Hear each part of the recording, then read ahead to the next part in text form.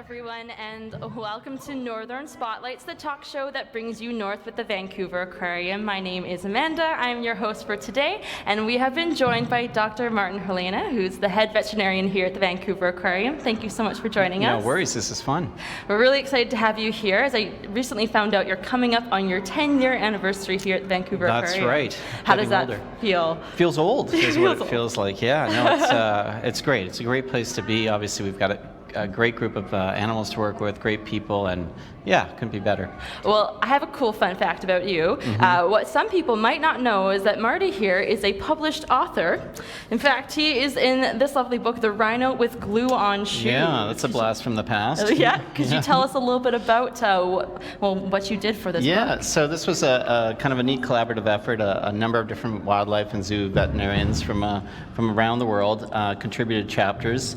My chapter is on a bottlenose dolphin I had the fortune to work with. That was a rehab animal that I worked with in California. I won't give it away. It's a kind of a good story, I think, with a cool little twist on the end. But yeah, no, it's a good, fun book. Surprised anyone has ever seen it before. But I had to do a little digging to find it. Yeah, a lot of digging, I imagine. But it's quite interesting because you've been able to work with lots of different animals. The one in the book there is a cetacean, so a dolphin, Right. And you've been able to work with lots of different animals. So can you tell us a little bit? You know, that's something I've been very, very fortunate about is the ability to work with a wide number of species in some really amazing places with some really cool people. You know, the cetaceans certainly are a cool animal to work with. They're probably the animal that inspired me first when I was growing up. I was probably about 7 years old when I met my first dolphin, and that was the trajectory from there. I can't speak even probably, but was that kind of contact with that animal and then going, yeah, I need to know more about this animal. And the more I knew, the more I wanted to know. But that's about it. That's about it there. Well, I actually have a photo up right now. Oh, yeah. It's you working with Levi, the harbor porpoise. That's right. Yeah, so Levi is a super cool story for us. It's Canada's first cetacean that was released after stranding, that came into a facility. Something here at the aquarium we're super, super proud of now. This was a couple of years ago, and it was because of animals like Jack and Daisy, the animals that live here at the aquarium, that we were able to do that. But a really exciting time for us, and a huge effort for Levi, and a really cool, great, positive story. Yeah, a wonderful story for sure. And anyone that comes here at the aquarium, I know we try and get that out there, but it's not just the cetaceans that you get to work with. No, as I tell people, you know, it's everything from sea stars to beluga is what we work with, and that's what makes the job really fun. And people always ask me, Marty, what's your favorite animal? My kids still ask me, Marty, what's your favorite animal? I'm going to give you guys the same answer. I don't have a favorite animal. You kind of learn about these animals, and every day you get to work with a cool animal. There are many days that I touch and work with an animal that I've never worked with before, even though I've been doing this for a lot of years now. Awesome. Yeah, an amazing experience for sure. And it's not just on-site that you get to do work here, but I also have a photo of you going off-site to see some sea lions. Sure. Oh, is this one of our disentanglement efforts? Yeah, I mean, one of the great things about our institution, one of the great reasons I came here and definitely want to stay here, is because we've got this terrific collection of animals here. We've got this incredible research program with our animals in our collaboration with the University of British Columbia, among others. And then we've got this fantastic rescue facility.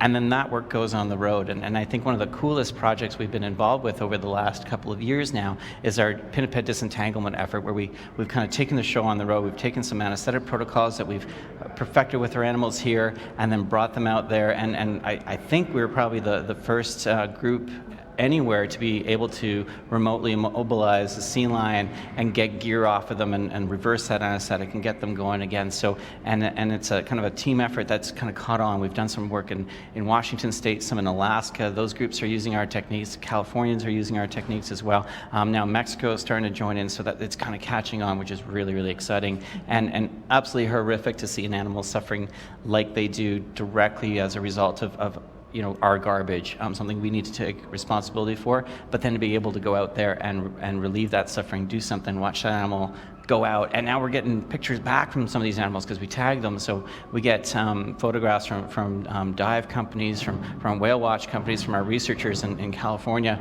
that show us our animals with tags on, looking great. It's awesome. Yeah, that's definitely a really great fun feeling for sure. And because you get to do this sorts of work, it's really great that you get to share it with other organizations and groups. That's one of our stories, right? Is that ability to collaborate, share, and grow, and expand what we've learned here, share it with others. others and get people really focused on just doing better and better at whatever it is that they're doing with marine animals in our care. For sure. And there's a lot of research that goes on here at the Vancouver Aquarium. Without a doubt. Yep. And it's great that you get to be a part of that as well. Super exciting.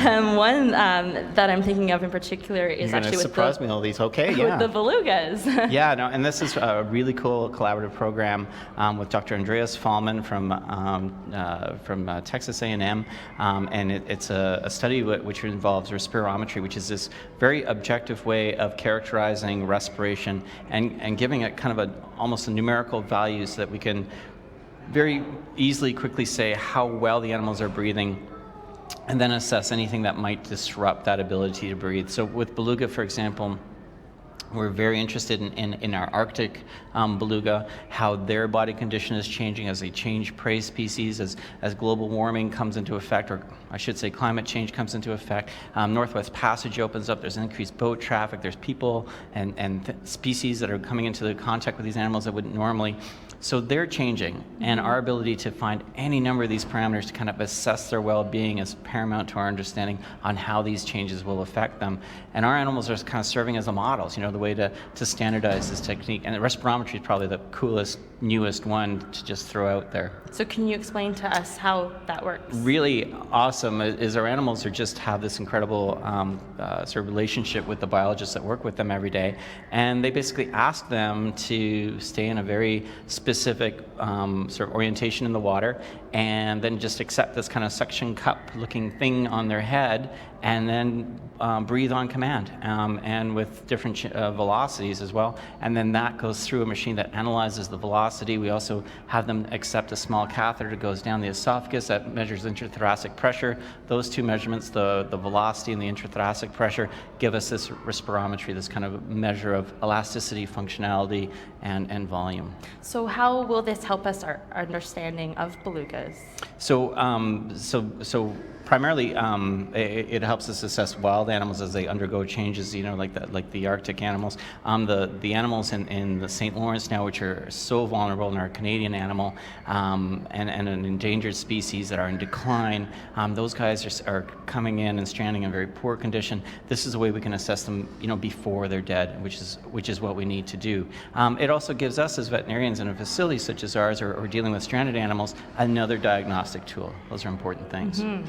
And working with the belugas here at the Vancouver Aquarium, is that your first time working with these animals? No, interestingly enough, I've never actually been to the Arctic, though I've worked with quite a number of Arctic species, and the beluga is kind of really close to me as an animal because my mentor when I was in veterinary school, Dr. David Saint-Aubin, was a beluga physiologist who was very interested in the Arctic, very interested in beluga physiology, primarily endocrinology, how hormones affect their body condition, and how they need to change their endocrine panel throughout the season, because they're one of the few cetaceans that molts, sheds its skin.